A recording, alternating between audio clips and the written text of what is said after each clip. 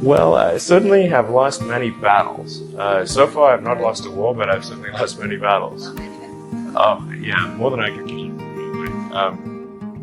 I mean, we had many, at Tesla, we came many times close to bankruptcy. In fact, at the end of 2008, we were only a few days from bankruptcy.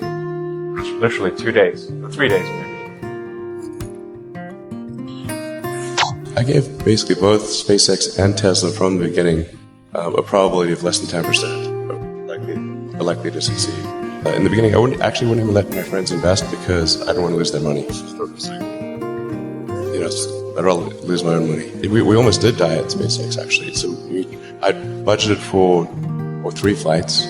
I mean, technically, I did have a plan where I had the money from PayPal. I had like about 180 million from PayPal. And I thought, you know, I'll allocate half of that to SpaceX and Tesla and Solar City, and that should be fine. I'll have 90 million. That's just lots. But then what happened is things cost more and took longer than I thought. So I had a choice of either put the rest of the money in or the companies are going to die.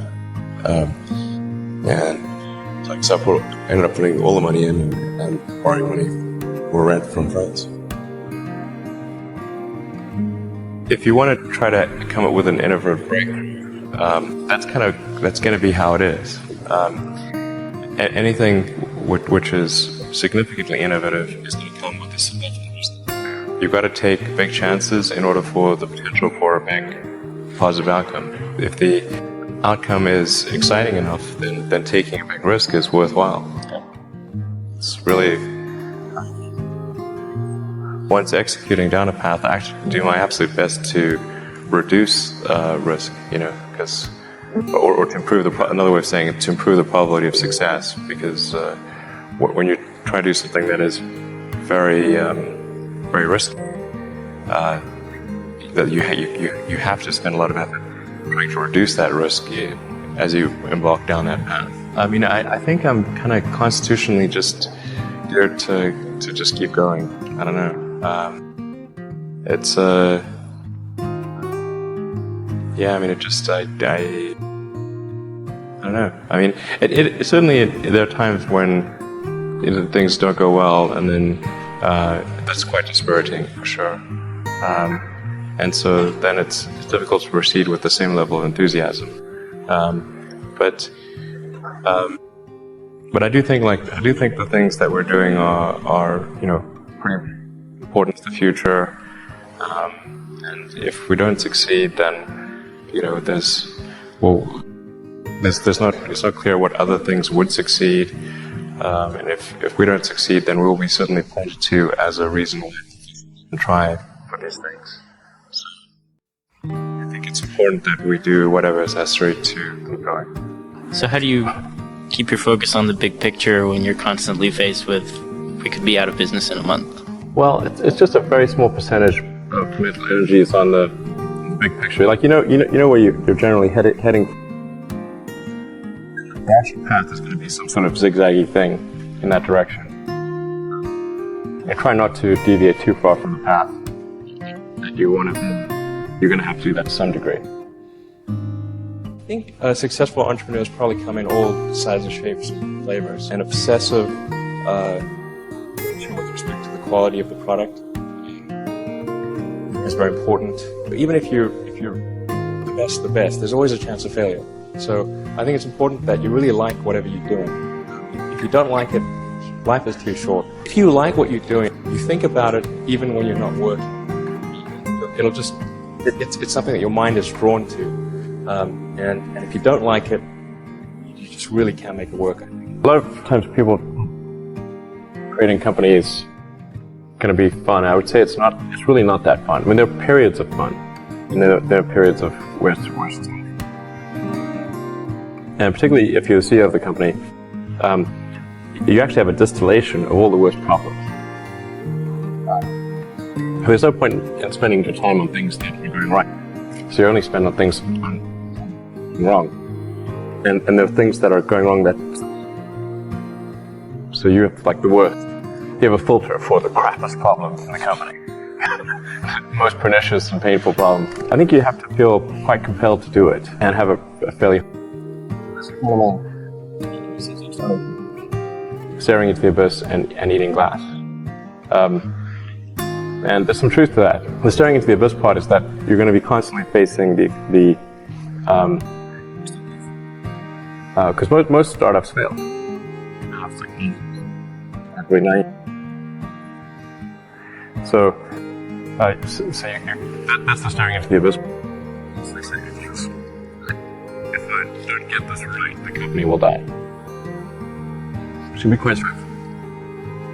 And then the eating glass part is you've got to do the problems. You've got to work on the problems the company needs you to work on, not the problems you want to work on. So that's you end up working on problems you'd really wish you weren't working on. It's the eating. And that goes on for a long time. You may have heard me say that it's good to think in terms of the physics approach of first principles, which is, rather than reasoning by analogy, you boil things down to the most fundamental truths you can imagine, and you reason up from there. And this is a good way to figure out if something really makes sense, or if it's just what everybody else is doing. It's hard to think that way. You can't think that way about everything. It takes a lot of effort. But if you're trying to do something new, it's the best way to think. And that framework was developed by physicists to figure out counterintuitive things like quantum mechanics. So it's really a powerful method. The reason I came out to Stanford was actually to work on energy storage technologies for electric cars. That summer of '95, I was looking at the internet, and it seemed to me like the internet was going to have a big effect on humanity. So I thought, well, I can either work on electric vehicle technology and do my PhD at Stanford, watch the internet get built, or I could put my studies on hold and try to be part of the internet. And at first I tried to get a job at Netscape because that was the only internet company, and they didn't respond to me. So then I was like, okay, if I can't get a job at the only internet company, then I'm gonna try starting something. But I talked to my professor and I said, look, I'm gonna try starting a company. It's probably not gonna succeed, and if it doesn't succeed, can I come back? And he said, sure, no problem. And so I put my studies on hold and started the company. If things had just gone a little bit the other way, both companies would. And I like one of the most difficult choices I ever faced in life was in 2008.